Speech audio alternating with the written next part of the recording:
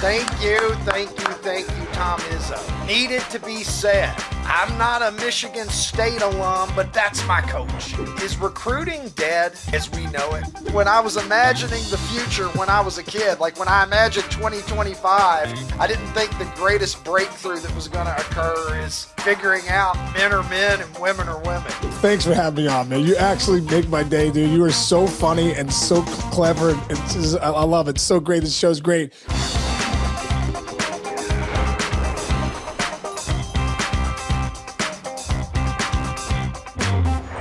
Forget to like, comment, and subscribe. This is a show by the people, by a regular guy and a regular team. And it's made for the people like you sweet bastards. So jump in, let us know your thoughts, participate, click that like button, leave some good comments, leave some thoughtful comments, give us some support, give us a high five. And let's enjoy this, shall we? In today's program, the Why Not tournament rolls on. March has never been madder. You might not be getting the upsets in the NCAA tournament, but we're getting some in the Why Not tournament. Today, Andre the Giant takes on Airplane, the movie.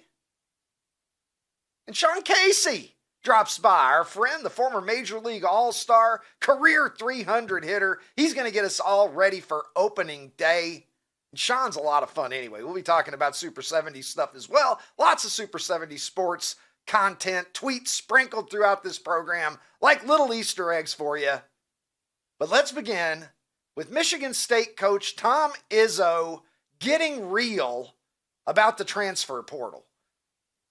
We're in a new era in college athletics, and we're still grappling with the ripple effect of this new era. Name, image, likeness, players getting paid and getting paid handsomely. It used to be that a chosen few college athletes would move on to the pros and make millions of dollars, and the rest, we were told, well, they're there getting a degree, and that degree has a lot of value, and college players don't get paid because it's the purity of the game, it's the purity of student athletics, isn't getting a free education at a top caliber institution payment enough in itself for playing a sport. Well, we're past that in 2025. We got players that are getting paid. They're getting paid a lot. And in fact, this is their earning window right now. There are a lot more guys in college sports now who are making money that they're probably never going to make the rest of their lives, cashing in their late teens, their early 20s, trying to set themselves up for retirement before they go sell fucking insurance or whatever it is they're going to do when they move on because they're not good enough to play pro ball. But then again, what is pro ball? College is professional athletics now at the highest level. And what we're seeing with the transfer portal, we got Scottie Pippen's kid. We'll talk about it later in the show. Among others, his team is still in the tournament, but he's going into the portal. So it's putting players in this weird situation. It's putting coaches in a weird situation where you're worried about bringing in the next wave of players from other schools, paying them more than traditional recruiting. It's really a free agency period. And Tom Izzo says it's messed up. Let's listen to the coaching icon. I'm disgusted by the fact that we even have to deal with this at this time. I'm going to worry today about the guys I got in this program that have done an incredible job this year, and that's it. And if that costs me later, so be it. But Tom Izzo isn't cheating the people that he has that have been loyal to him for this chaos that is going on out there. Is that cool? You got enough? Thank you, Tom Izzo. Needed to be said. I'm not a Michigan State alum, but that's my coach. That's my coach right there. Speaking some real wisdom, putting the focus where it needs to be on his kids, on his current roster. The one that's 4 games away from claiming an NCAA championship. Maybe the focus should be on that, you think? I think a lot of us are saying, what is wrong? We talked about it during football. Now, during basketball, the transfer portal open while the championship is yet to be determined. What fucking sense does that make? That should not happen. Look, and the NCAA will tell you, well, this is for the student athlete. We're giving them more time. Okay? But most teams are out of it. Yeah, that's true. So 90+%, it doesn't matter. But for the teams that are still in it, maybe it is the transfer urinal, as Tom Izzo called it. In fact, I'm just going to call it that from now on. The NCAA transfer urinal. It's a lot closer to the truth. Player loyalty. What is player loyalty? Take a look at this. Here is your composition of the Sweet 16 rosters, the schools that they started at. Original D1 program that the players were at. And if you take a look at this, you are going to find there is only one team in the Sweet 16 that every guy, their top 8, we're talking about the rotation here, not every guy on the entire team, but the 8 key players. Purdue, boiler up, motherfucker. Purdue, the only team that all 8 of their guys began their D1 careers in West Lafayette, Indiana. And if you look at Michigan State, you'll see Tom Izzo, 7 of his 8 have been Sparty since day one. And you can look at some of these teams and it is all over the fucking place. Look at Alabama there. Take a look at that. Alabama is, I don't know, shit. What, we got 2 guys that started at Alabama. You look at some of the others, it's all over the place. University of Kentucky has nobody who started at the University of Kentucky. Arkansas's got 3 guys that started at the University of Kentucky. What are we fucking doing here? What are we doing? Hey, look, I'm happy for the players. They should get paid. If the coaches are making all of these millions, tens of millions of dollars, the schools are just backing up the truck and getting fabulously wealthy from this, the big schools, well, the players should be getting paid too. But what does it do to the game? J.J. Watt jumping in, the legend of professional football, future Pro Football Hall of Famer. He's commenting on it as well. JJ saying at some point the NCAA needs to drop the student first, athlete second charade. Billions of dollars, NIL, urinal portal. I'm paraphrasing. Traveling cross country for midweek games. Education is not the main focus. Just admit it, call it what it is, a business. Run it as such. And he got some responses to that tweet. Let's take a look. Alex Schmitty. I don't know who the fuck this guy is, but I figure I'll call him Schmitty. He says, sure, if you act like only the top players on the top teams in basketball and football exist. The reality is there are about 500,000 other student athletes who are in fact 100% students first. Yeah. If you're swimming somewhere, if you're on the lacrosse team, etc., you are a student athlete. This isn't the reality for everybody. The vast majority of student athletes out there in collegiate athletics, they're not making any money. There's no NIL funds for them. You're playing softball somewhere, it ain't happening. But at the top level, these guys are professionals. Let's just be honest about it. I don't want to hear the term student athlete bandied around if we're talking about big-time football and big-time basketball, because we are certainly past an era when you could win 3 national championships and graduate. That was a real thing. Take a look. There's Lou Alcindor. You might know him better if you're of a certain age. If you're young, you might not know that Kareem Abdul-Jabbar was born Lou Alcindor, but he was, and he went to UCLA where he won 3 national championships, and you also need to understand he went 3 for 3. Back in that era, Kareem ineligible to play varsity basketball as a freshman. So 3 years was all you got. Kareem went 3 for 3. In fact, He won 3 national championships his sophomore, junior, senior years, lost 2 games. Can you imagine? More national championships than games lost, and he got his degree. There was a student athlete for you, Kareem Abdul-Jabbar, although I won't mention Sam Gilbert. I don't know.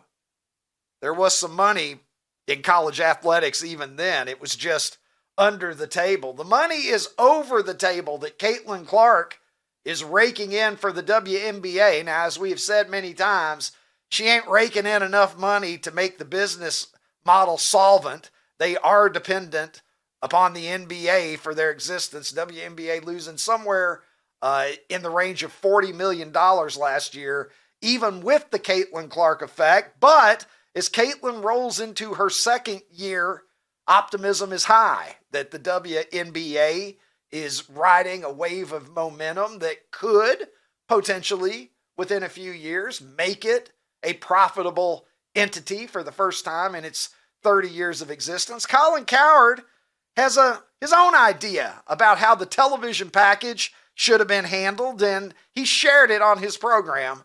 Let's listen.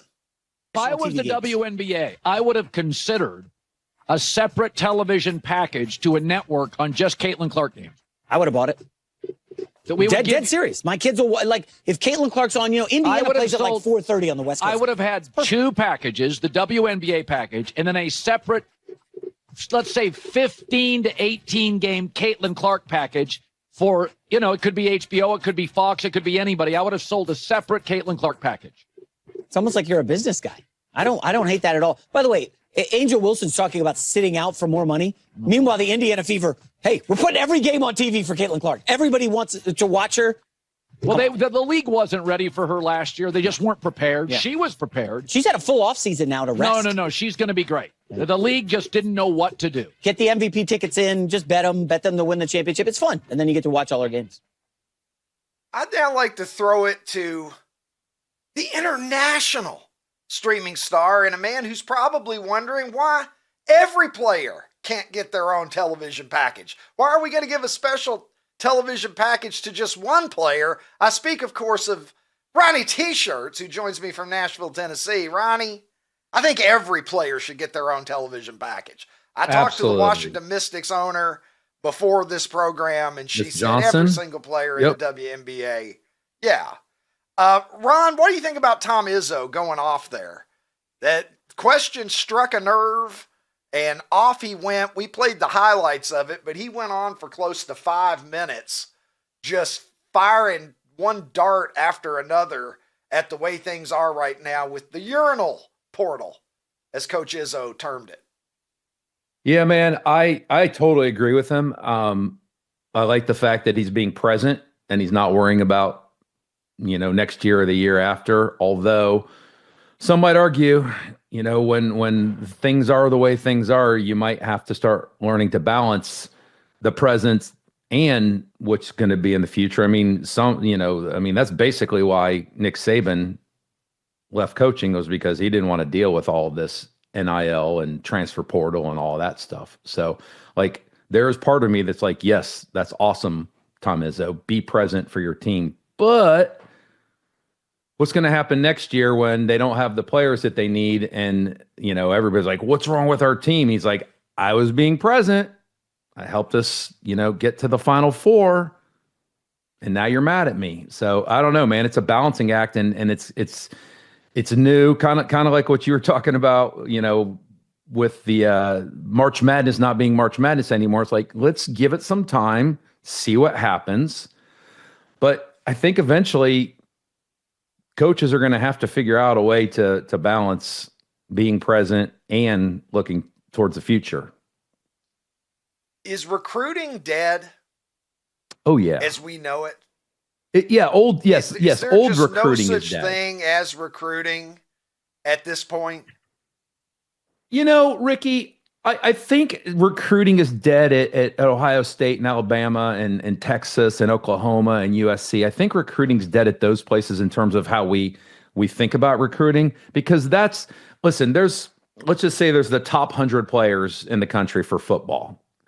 Well, they all know every school in the country would love to have them attend their school. So at that point, it just becomes who's going to pay me the most, or at least who's going to pay me a lot at a school that I want to go to. But when you start getting down to, I don't know, not I don't want to slam this school, but Tulsa University. Tulsa University is not going to have a whole lot of money to spend, so they're going to have to do old school recruiting, right? And like sell it on the merits of this school and why you should go here and how we can prepare you to be a great human being and those kind of things. But the top schools, no, man, it's just highest bidder combined with, a kid who grew up in Ohio.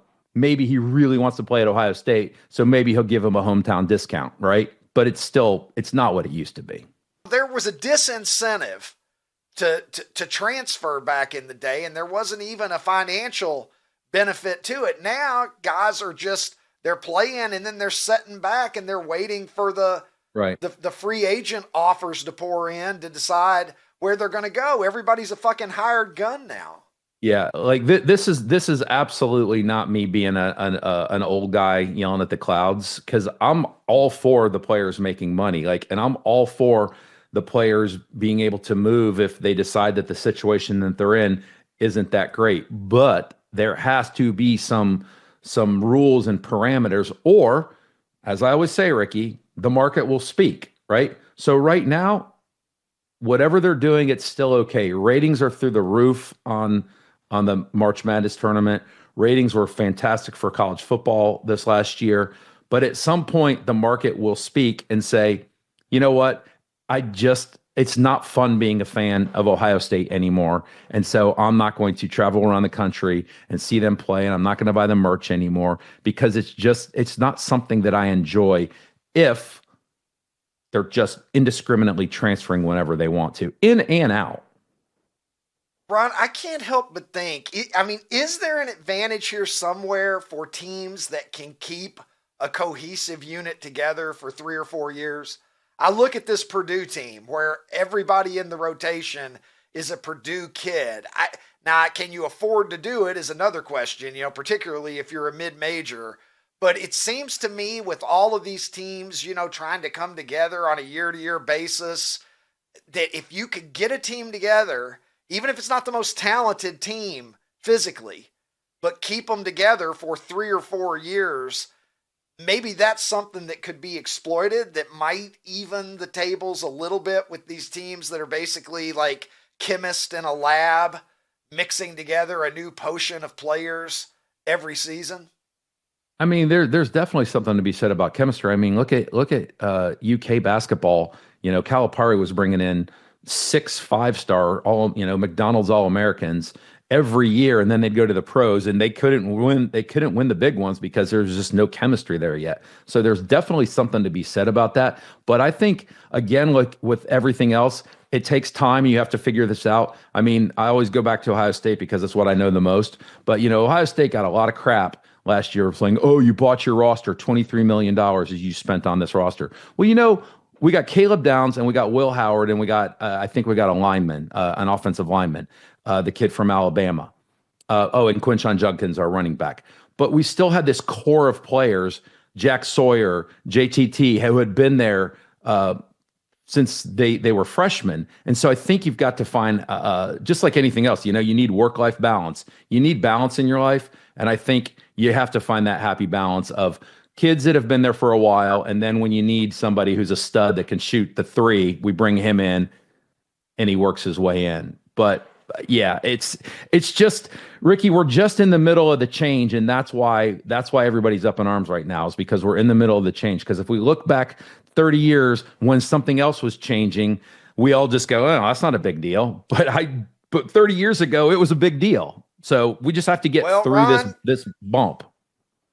30 years ago, something that wasn't changing was athlete genders all of the time. And so the Olympics are great transition. Apparently moving towards, thank you. They're apparently moving towards maybe doing something about this. Let's take a look at this. How about a simple test that determines whether you were born biologically male or biologically female? That makes too much sense. And then you compete against the other No. people that share your at birth genetic programming. I need it to be Well, more it's a thing complicated. that apparently the Olympics are going to undertake, Ron. Like it or not, we're boldly going to go into the future by recognizing that men are men and women are women. Stop it. I didn't think, Ron, when I was imagining the future when I was a kid, like when I imagined 2025, I didn't think the greatest breakthrough that was going to occur is figuring out men are men and women are women. But we're Ladies playing and a little bit gentlemen, of catch up with some of the I've seen into the cultural- future, and you're not going to believe this shit. Yeah. So there you go. Something to think about, because the Paris Games last year were plagued by questions around these boxers. Aman Khalif, most notably, but there was another boxer over there. You know, it's a simple thing. I don't understand how this could even happen. Just test. Take a fucking cheek swab or whatever, like you would for fucking 23andMe. And then we're going to know. Just went bankrupt, by the way. What you're working with. Yeah. Well, yeah, they did. I heard. Yeah. But anyway, I don't want to give my DNA to anybody. That's a whole interesting discussion. Super interesting discussion at some point. I was having this conversation with my girlfriend. Yeah, I was talking to my girlfriend about this, and she did 23andMe. And I'm always joking with her saying, well, like, you're going to get framed for murder one day. They're going to find your DNA at a crime scene, and you're going to go to prison because you wanted to know who your fucking great grandmother was. Am I from Denmark? I hope it was worth it, OJ. You know, I know what happened to OJ. Well, OJ killed those people. Let's be real. Yeah. But you know, OJ got framed because of DNA. Exactly. Cato Kalin had it. Cato Kalin. We need to get Cato Kalin on this program. You know, he follows me, Ron. We should 1 get Cato million percent. And talk, right? Wouldn't you just want to talk to him about it?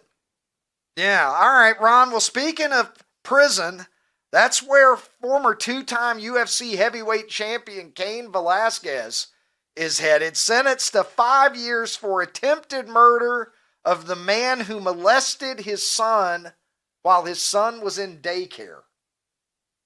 The judge giving him 5 years in prison, but with 1,283 days credit for time served. The judge actually choked up and had tears in his eyes, according to Amy Larson on X.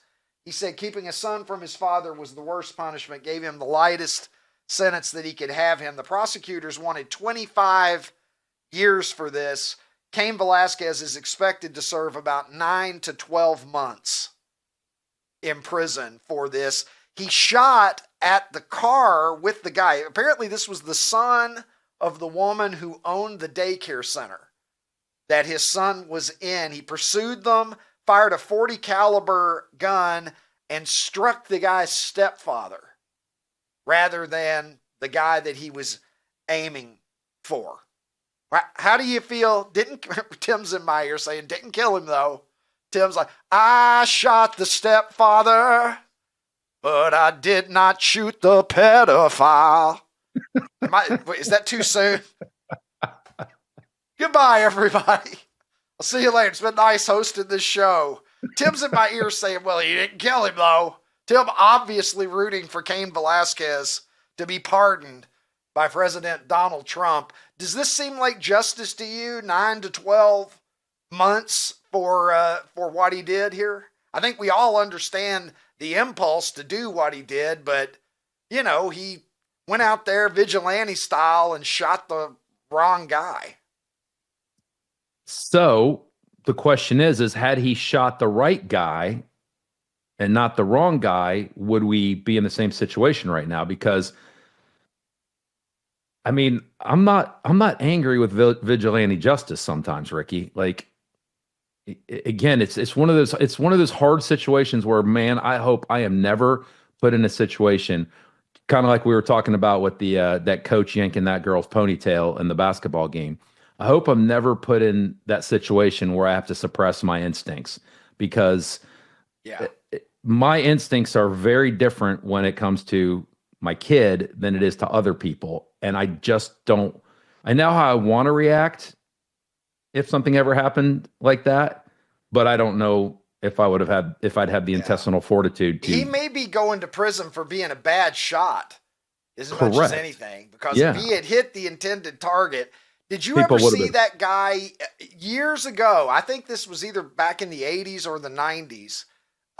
Some man's child had been molested by it was like by a bank of telephones. And he was pretending to be on the phone wearing a cap, and he turned around, and as the guy was being walked through in handcuffs, he shot him in the head and just assassinated him right there in public. And I don't think that he ever did a day in prison for that. Yeah, I can tell you. I'm pretty sure. Y'all can fact check me, Tim and Jared, but I would contribute to his defense fund.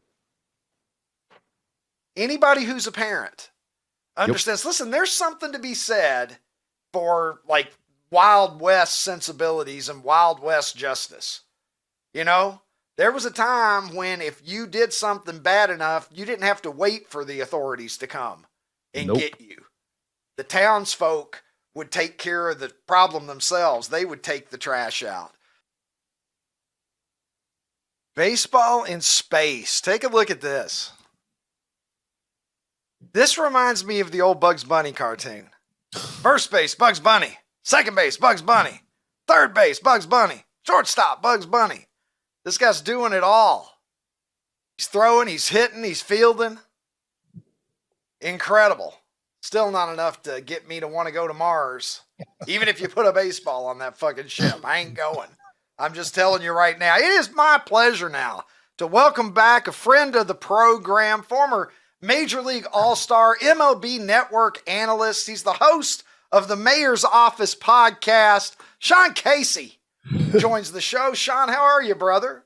Ricky, what's up, man? That looked like a Trevor Hoffman changeup right there. That's what it looked like. Did your knees buckle a little as you saw that going through there? I swear. When I faced Hoffman, it looked. That's what his changeup looked like. I remember facing him one time. It was in San Diego, bases loaded. I think we were like down 3-2 count. Everyone in this place knows it's coming. The changeup's coming. I know it's coming. I remember sitting, waiting on it. He throws it. And I'm like, oh, yeah, there it is. I take a swing. I missed it by like 30 feet. And I was like, wow, man, that really is a Bugs Bunny changeup that Trevor Hoffman has. Yeah, one of those three strikes on one pitch changeups. You got a couple of hacks. Missed it both times. That changeup was so good. Yeah, swinging 3 times, yeah. Sean, let's just jump in here. I don't even know where to start with you because it's always so much fun having you on. And I should say, not only a Major League All-Star, but a legend of New Jersey arcades as well. I want to make sure that I get that in. You're still spoken of in reverential tones around arcades in the state of New Jersey. We all know that. Sean, Comerica Park has gotten rid of the keyhole. The dirt path between the mound and home plate is no longer going to be a feature at Comerica, and now there are no more of those. So I got to thinking, Sean, and you were a former Tiger. You remember it. I don't know. Did you like that little feature? They were trying to make it a little bit different. I think Arizona used to do it as well. What did you think of the little dirt path from the catcher to the pitcher? It's like having the goatee you have, like the pirate goatee. I always liked it. I thought it was a little different. I thought it was, it brought a little character to Comerica Park. So it is going to be interesting to not having it there. It was something you definitely noticed because not all parks had it. Yeah, it was different, and I kind of liked it. I like things that are a little bit different. I want to get your opinion here on a few different things that I was thinking about this morning that used to be in baseball, that were in the game when you played, but that we don't have anymore. Here's one for you. How about old school scoreboards? When you came up, let's get this tweet up here. You came up around late 90s, around the end of the era where you would get masterpieces like this thrown up on the scoreboard. Now, because I know that you came into the league, the Astrodome was still around the first couple of years of your career. Did you ever get rendered in this kind of fashion on any of the old scoreboards around the league, or was it already a thing of the past? No, Three River Stadium had the same kind of things. It was like it was like playing Pong. You know what I mean? Back in the day when they had the video games, you looked up at the scoreboard, you see the guy chasing the little bunny rabbit, but it's terrible graphics. And, I loved it because I kind of grew up on that, going to Three River Stadium here in Pittsburgh, growing up and watching, those scoreboards. So when I first came in the league, Ricky, those scoreboards still did exist. But as the new stadiums came and the big scoreboards came and all the graphics were different, it's like the video games nowadays, dude. You know what I mean? Like back in the day when we had Pitfall, guys going over a lake on a string and Atari, you're like, oh, that's incredible graphics. Or Double Dribble. I remember going with my dad. I was like, Dad, you got to take me 35 minutes away. I found a Toys R Us that has Double Dribble. Please take me there. Now you're playing these video games and it looks like LeBron James is in your TV and you're playing them with a controller. That's the old school scoreboards where you only appreciated them. You could really appreciate them when you were little, but now the graphics are too good, bro. They're beautiful now. And shout out to Riverfront Stadium. Walks will haunt. Am I right, Sean? We all know that walks will haunt. With the ghost coming? The ghost coming? Yes. Sean, let me ask you, what did you think about the automated ball strike system that was experimented with in so many of the spring training games? Obviously, they've been doing it in the minor leagues. This seems to be the direction that we're headed. But I heard Aaron Boone talking about it the other day, saying that he doesn't love the fact that, it pops up maybe a little more than would be ideal, because as long as you're right, you get to keep doing it. And, I don't know, is the juice worth the squeeze for you to get it right, to be able to have these little interruptions? Well, I think it took, what was the average? 17 seconds or something like that. So, it really, if you had average was 4 challenges a game, around 17 seconds. So you're talking about a minute more during the game. It definitely does, stop some of the mojo. Like, it breaks up some stuff. I don't know. I mean, I think one of the things that the catchers are taught so much now, if you watch catchers frame, their glove goes down, it comes up, they're trying to steal that low strike sometimes. And I think, if with the ABS system, the low strike will end up going away because, what was an advantage of the catcher, maybe stealing 2 or 3 pitches a game, now I don't think the umpires are going to really call that. I think we saw that at spring training in the ABS system. They weren't calling the low strike because they didn't want to be wrong. So I think it's more of like an umpire confidence thing too. Like, man, you're always being, kind of judged. Are you going to call a game a little differently? I did like it a little bit on certain situations, especially like maybe late in the game. If maybe they'll have to figure out what the rules are there, but maybe late in the game where it's a ball strike and it's the in the 9th, that could be a big thing that changes everything. So I don't know. I was kind of back and forth with a little bit. There was a lot of pros and a lot of cons. What'd you think, man? I know you're a big fan. Like, what'd you think of the system? Dude, as I get older, I realize I'm just becoming like the grumpy old man. There's the part of me that's like, I don't like it. And you're right. I mean, logically, you're right. 17 seconds, 4 times, it's negligible. But there's just something about it that I'm like, back in my day, we had humans that called the balls and strikes. And we liked it that way. I miss arguments, too. It's replay kills a lot of great arguments. Earl Weaver... Yeah. Earl Weaver was just getting worked up. He was just starting to get mad in the amount of time that now we resolve things. And so I kind of miss the theatrics of the old days. I like a good argument. Yeah. Lou Piniella out there throwing bases. Nuts. Yeah. Coming in and, destroying a water cooler. I miss that stuff, Sean. Sean, here's something else I miss. I miss sitting at home watching The Price is Right. Can we get this tweet up for Sean? Because I know Sean is going to relate to this. I feel like Sean is going to relate to this. The day in 1989, you watched the first 55 minutes of The Price is Right while praying for a boat or a hot tub in the showcase. The struggle was real when we were young, Sean. We didn't have as many opportunities to see visually pleasing things in our formative years. You have the best tweets, dude. It is so, you are so, dude, I can't tell you how much I laugh with stuff you put up, but that is so true right there. Especially in 1989, I was 15 years old, and I'm like, oh man, can we just get can we get a Price is Right model in the bikini at the end with the hot tub, or a trip to like a exotic trip to Hawaii or something like that? Like, no doubt about it. I am right with you there, as is anybody in our generation. It would make your whole day. I mean, just, it was worth being sick. You're eating Zesta crackers and drinking a 7-Up, but there for about 10 or 15 seconds, it was all worth it, you know? You stayed home from school. Maybe I can't those tell you Red Luden's cough drops that probably didn't do a damn thing. Well, you would go the Red Luden's cough drops because you'd be like, Mom, I'm really not, first off, I'm not feeling good today. Can I stay home? And my throat hurts. So she'd get you the Red Luden's cough drops that you would crush the whole box in like 4 seconds. Yeah. I was just eating those things like they were Starbursts. And then I would be able to watch Press Your Luck, no whammies, stop. And then Price is Right. And then after the Price is Right, I would go right into Days of Our Lives and Another World. And then maybe Santa Barbara on the NBC channel, and I'd have an incredible day off from school just from faking a headache and a cough. Oh, it was the best. Just a mental health day. We didn't know it at the time, but that's what they later would refer to as a mental health day.